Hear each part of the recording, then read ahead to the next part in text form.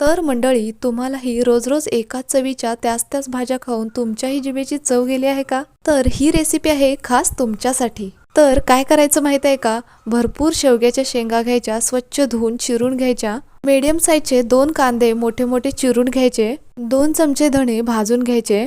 आले, लसूण आणि कांदा थोडंसं तेल टाकून छान असं भाजून घ्यायचा. त्याच कढईमध्ये शेंगाही परतून भाजून घ्यायच्या. आता भाजून घेतलेले सर्व जिन्नस मिक्सरला छान असे बारीक करून घ्यायचे. त्याच कढईमध्ये तेल घालायचं. तेल गरम झालं की त्यामध्ये वाटून घेतलेला मसाला घालायचा. मसाल्यामध्ये चवीपुरतं मीठ घालायचं. आता इथे एव्हरेस्टचं लाल तिखट वापरायचं. माझ्याकडे अवेलेबल नव्हतं म्हणून मी घरगुती मसाला आणि बेडगी मिरची पावडर वापरली.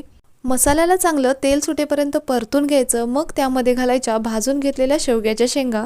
शेंगा मसाल्यामध्ये चांगल्या मिक्स करून घ्यायच्या. मग यामध्ये घालायचं गरम पाणी. तुम्हाला किती प्रमाणात रस्सा भाजी हवी आहे त्या अंदाजाने यामध्ये गरम पाणी घालायचं. वरून घालायची भरपूर अशी कोथिंबीर आणि थोडीशी कस्तुरी मेथी.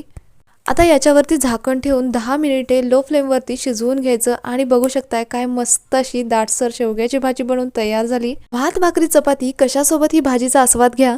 बनवण्याची पद्धत बदला, मसाले बदला आणि सबस्क्राईब करा.